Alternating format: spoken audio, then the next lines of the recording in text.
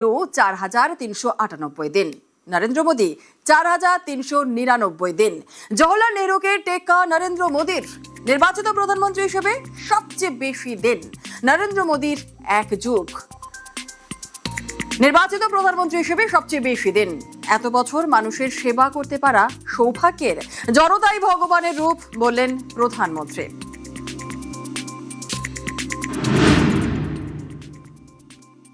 मैं अभिभूत हूँ, कृतज्ञ हूँ। चरैवेति के मंत्र का जाप करते हुए इस राजनीतिक यात्रा में अनेक उतार चढ़ाव देखते हुए एक दिन ये पड़ाव भी आएगा, मैंने कभी सोचा नहीं था। निर्वाचित प्रधानमंत्री के रूप में निरंतर सबसे लंबी अवधि तक सेवा करने का अवसर, इसे मैं अपना परम सौभाग्य मानता हूँ। साथियों, इतने लंबे समय तक मां भारती की सेवा का सौभाग्य मिलना ये ईश्वर की विशेष कृपा से ही संभव हो सकता है, और मेरे लिए तो जनता जनार्दन ही ईश्वर का रूप है। और इसलिए मैंने सेवा कार्य को हमेशा एक साधना के रूप में ही देखा है, और ये साधना भी एकाकी नहीं रही है। ये एक सामूहिक यज्ञ है जिसमें आप सब ने और अनेकों साथियों ने कर्तव्य भाव से अपना योगदान दिया है।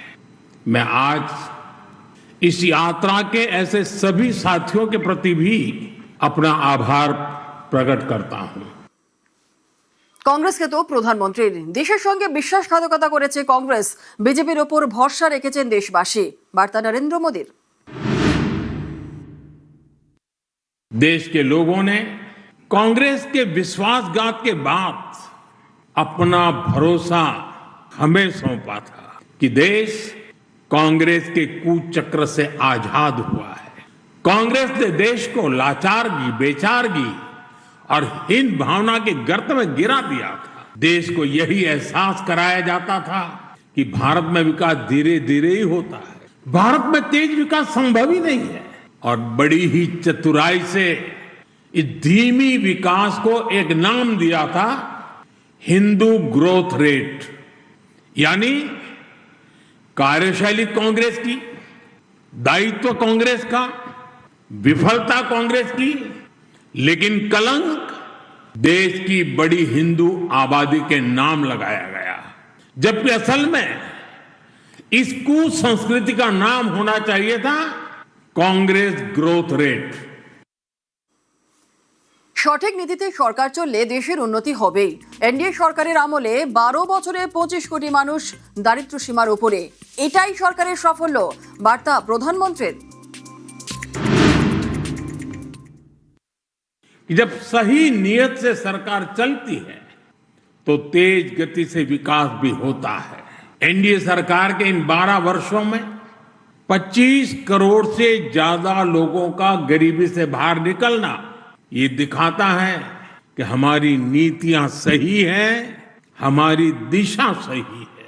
ये सफलता आज देश के हर उस व्यक्ति को एक भरोसा देती है कि एक न एक दिन उसका संघर्ष भी खत्म होगा, उसके सपने भी पूरे होंगे।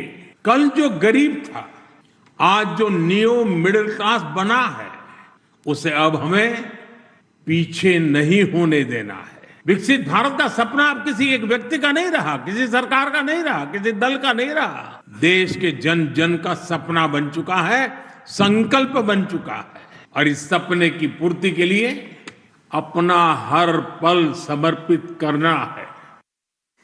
উন্নয়নের মন্ত্র, নিয়ত নীতির নির্ণয়, এনডিএ সরকারের আমলে সেটাই দেখছে দেশবাসী, বার্তা প্রধানমন্ত্রীর।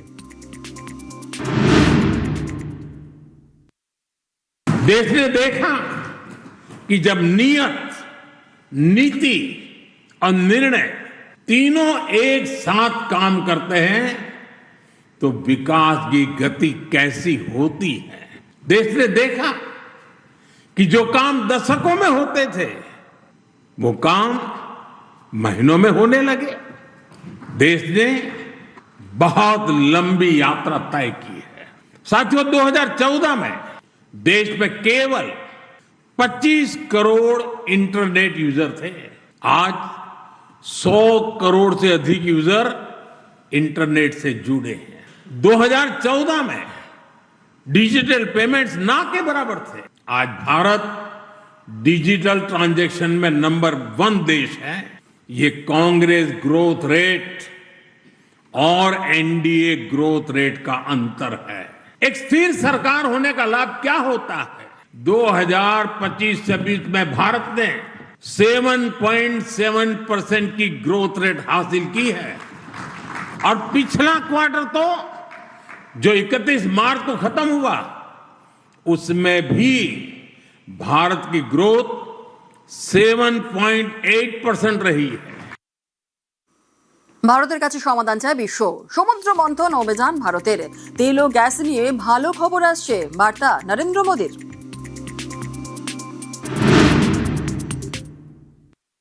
आज ग्लोबल ग्रोथ में भारत की हिस्सेदारी लगातार बढ़ रही है। इसलिए भारत को अब ग्लोबल पैरामीटर्स, ग्लोबल कंपटीशन और ग्लोबल पर्सपेक्टिव देखना है। दुनिया भारत से सॉल्यूशन चाहती है। दुनिया भारत में वैश्विक सप्लाई चेन का एक भरोसेमंद पार्टनर देख रही है और हमें दुनिया की इन अपेक्षाओं पर खरा उतरकर दिखाना है। हमें सिर्फ दुनिया जैसा नहीं करना, हमें दुनिया से एक कदम आगे रहना है। बीते 12 वर्षों में हमने ऊर्जा में आत्मनिर्भरता के लिए अभूतपूर्व काम किया। मैंने लाल किले से समुद्र मंथन अभियान की घोषणा की थी। ये बहुत ही महत्वाकांक्षी मिशन है। ऑयल एंड गैस के एक्सप्लोरेशन को लेकर काफी पॉजिटिव खबरें आ रही हैं। यानी आने वाला समय अनेक संभावनाओं से भरा हुआ है।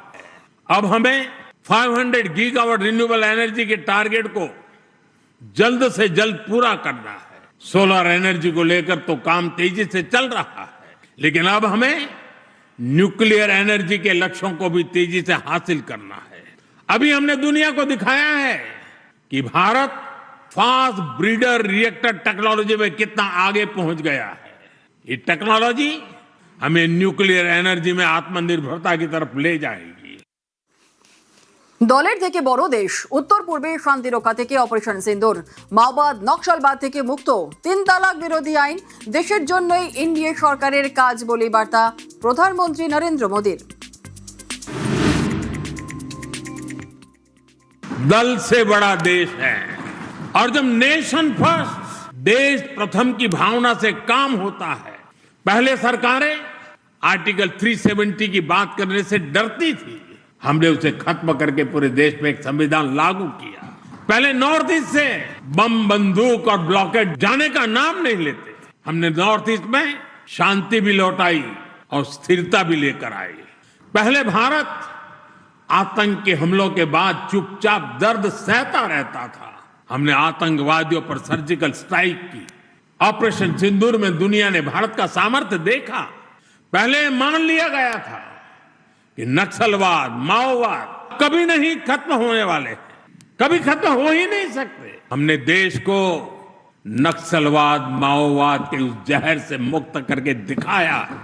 महिलाओं को आरक्षण, 3 तलाक के खिलाफ कानून, सीएए का कानून, भारतीय न्याय संहिता, सैनिकों को 1 रैंक 1 पेंशन। एनडीए सरकार राष्ट्रहित में कोई भी काम करने से पीछे नहीं रही और हम सभी को इस बात पर गर्व है। मैं आज देश को फिर आश्वस्त करूंगा, देश हित के बड़े फैसलों का इस सिलसिला और भी तेज होगा, तेज गति से आगे बढ़ेगा। মোদীর সংবর্ধনাতেও বাংলার ঝালমুড়ি। দিল্লির ভারত মণ্ডপমে অনুষ্ঠানে ঝালমুড়ি ব্রেক। নির্বাচিত প্রধানমন্ত্রী হিসেবে রেকর্ড, আর কুর্সিতে টানা 4399 দিন। অভিবাদন অনুষ্ঠানের ফাঁকেই ঝালমুড়ি। নির্বাচিত প্রধানমন্ত্রী হিসেবে রেকর্ড, কুর্সিতে টানা 4399 দিন। অভিবাদন মন্ত্রিসভার সতীর্থদের। দিল্লির ভারত মণ্ডপমে এনডিএ মুখ্যমন্ত্রী, উপমুখ্যমন্ত্রীরা উপস্থিত ছিলেন। নরেন্দ্র মোদীকে সংবর্ধনা, সেখানেও ঝালমুড়ি ব্রেক।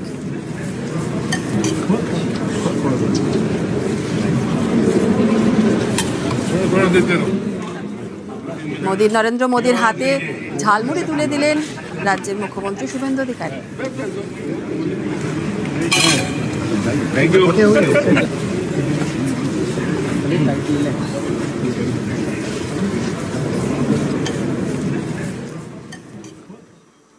সবচেয়ে বেশি দিন প্রধানমন্ত্রী নরেন্দ্র মোদী শুভেচ্ছা জানিয়েছেন মার্কিন প্রেসিডেন্ট ডোনাল্ড ট্রাম্প। সোশ্যাল মিডিয়ায় মোদীকে বন্ধু বলে সম্বোধন করেছেন। বন্ধু বলে সম্বোধন করে মোদীর প্রশংসায় পঞ্চমুখ ডোনাল্ড ট্রাম্প। সোশ্যাল মিডিয়ায় লেখেন, আগামী দিনে আরও সফল হবেন নরেন্দ্র মোদী।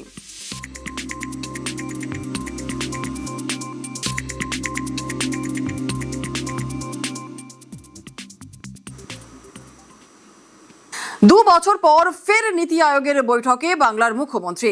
আজ নীতি আয়োগের গভর্নিং কাউন্সিলের বৈঠকে শুভেন্দু অধিকারী। 2024-এ মাইক বন্ধের অভিযোগ তুলে বৈঠক চেয়েছিলেন মমতা বন্দ্যোপাধ্যায়। আর আজ নীতি আয়োগের বৈঠক, আরো বিস্তারিত জানাবে মৈত্রী আমাদের সঙ্গে রয়েছে। মৈত্রী, দেখো, আজকে 11তম গভর্নিং কাউন্সিলের বৈঠক প্রধানমন্ত্রীর নেতৃত্বে হতে চলেছে। রাষ্ট্রপতি ভবনের এই বৈঠক বসতে চলেছে আর কিছুক্ষণের মধ্যেই, এবং 2 বছর পর সেই বৈঠকে যোগ দিতে চলেছেন বাংলার মুখ্যমন্ত্রী। শেষবার এই বৈঠকে যোগ দিয়েছিলেন তৎকালীন মুখ্যমন্ত্রী মমতা বন্দ্যোপাধ্যায়, এবং তিনি অভিযোগ করে বেরিয়ে গিয়েছিলেন যে তার মাইক বন্ধ করে দেওয়া হয়েছে। যদিও সেই অভিযোগ খারিজ করেছিলেন অর্থমন্ত্রী নির্মলা সীতারামন। 2 বছর পর ক্ষমতার পালাবদল হয়েছে, এবং এখন ডাবল ইঞ্জিন সরকারের মুখ্যমন্ত্রী শুভেন্দু অধিকারী তিনি দিল্লিতে এসেছেন, এবং আজকে সেই বৈঠকে নীতি আয়োগের গভর্নিং কাউন্সিলের বৈঠকে তিনি যোগ দেবেন। সাধারণভাবে এই গভর্নিং কাউন্সিলের বৈঠকে প্রত্যেকটি রাজ্য তারা কি কি কাজ করেছে এবং নীতি আয়োগের থেকে আগামী দিনে তারা কি কি প্রার্থনা করছে, কি কি তাদের প্রজেক্ট রয়েছে, কতটা তারা সহযোগিতা চায় কেন্দ্রের থেকে, সেই সমস্ত বিষয় তুলে ধরে। ফলে নতুন সরকার আসার পর আশা করা যাচ্ছে যে রাজ্যের উন্নতির জন্য একাধিক প্রকল্পের কথা মুখ্যমন্ত্রী শুভেন্দু অধিকারী আজকের নীতি আয়োগের গভর্নিং কাউন্সিল বৈঠকে তুলে ধরবেন। ধন্যবাদ মৈত্রী। আর নীতি আয়োগের বৈঠকে ফোকাসে উত্তরবঙ্গ। আজ নীতি আয়োগের বৈঠকে মুখ্যমন্ত্রী। উত্তরবঙ্গে শিক্ষা, স্বাস্থ্য, পর্যটন উন্নয়নে প্রস্তাব প্রস্তুত। শিলিগুড়িকে কেন্দ্র করে বড় শিক্ষা হাবের পরিকল্পনা। এমসআইআইএম সহ বড় প্রকল্পের সম্ভাবনা নিয়েই প্রস্তাব। নীতি আয়োগের বৈঠকে উত্তরবঙ্গে উন্নয়ন রূপরেখা রাজ্যের। আর মুখ্যমন্ত্রী হওয়ার পর উত্তরবঙ্গে গিয়ে উন্নয়নের বার্তা দিয়েছিলেন শুভেন্দু অধিকারী। উত্তরবঙ্গের জন্য মাননীয় প্রধানমন্ত্রী নরেন্দ্র মোদীজি ভারতীয় জনতা পার্টি সংকল্পপত্রে যা যা বলেছে সেগুলো পূরণ করার মধ্য দিয়ে 2009 সাল থেকে ভারতীয় জনতা পার্টিকে উত্তরবঙ্গে আপনারা প্রবেশের সুযোগ এবং স্বীকৃতি দেওয়ার জন্য উন্নয়নের মাধ্যমে আমরা সেই ঋণ শোধ করব।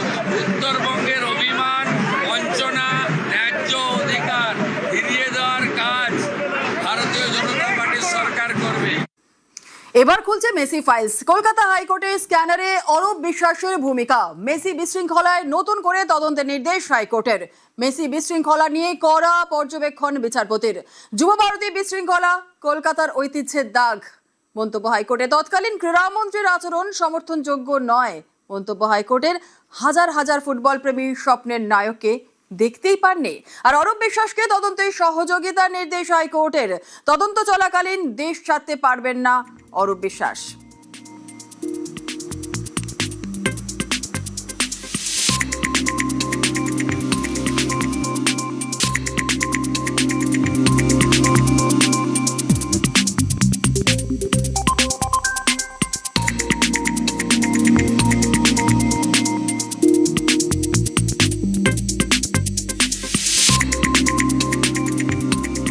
এটা আমাদের পশ্চিমবঙ্গের খুব লজ্জাজনক একটা অধ্যায় গেছে, যেখানে লিওনেল মেসির মতন একটা বিশ্ববন্দিত প্লেয়ার, তারকে নিয়ে যেরকম একটা পুরো একটা টোটালি মেসি অ্যাফেয়ার ইট ওয়াজ। তো সেটা সেই জায়গায় পশ্চিমবঙ্গের এবং ভারতবর্ষেরও নাম খারাপ করেছে। আমাদের পশ্চিমবঙ্গে আমরা বলি যে সব খেলা সেরা, বাঙালি তুমি ফুটবল, আর সেই ফুটবল খেলা নিয়ে এরকম আমাদের অপমানিত হতে হলো। এবং তার জন্য যে তৎকালীন রাজ্য সরকার, সে ক্রীড়া দপ্তর, তার সাথে সাথে তাদের পুলিশের যারা দায়িত্বে ছিলেন, পুলিশ মন্ত্রী যিনি দায়িত্বে ছিলেন, সে মমতা বন্দ্যোপাধ্যায়, অরূপ বিশ্বাস, প্রত্যেকেই এর জন্য তাদের দায়িত্ব নিতে হবে। অরূপ বিশ্বাস কোনো কর্মই করেনি, শুধু কাণ্ডই করেছে। আমি কর্ম করলে তো সেইগুলো দেখবেন। আমি ক্রীড়া দপ্তরে আমি এখানে জিজ্ঞেস করছিলাম যে লাস্ট 1 বছর ধরে বলে না ফিট ইন্ডিয়া হয়েছে, না খেলো ইন্ডিয়ার কিছু হয়েছে, না আমাদের ছেলে মেয়েদেরকে কোনো চাকরি দিয়েছে যারা স্পোর্টসে আছে, তাদের বিভিন্নভাবে সাপোর্ট দিতে হয়। যারা আগামী দিনে যারা স্পোর্টসে এনকারেজমেন্ট কিছুই করেনি। তো তাহলে কোনো কর্ম করলে তবে তো সে আপনি কী করবেন, কোনো কিছু মানে কারোর কোনো সব ক্লুলেস হয়ে আছে। তো এখন বলে উঠতে পারছেন না কী কাজ ছিল। তবে বলতেন উনি টলিউডে ঘুরে বেড়াতেন, আর মেসি আসলে মেসিরও কোমর ধরে হাঁটতো। এবার আর কাদের কাদের কী করেছে আমি সে যাচ্ছি না।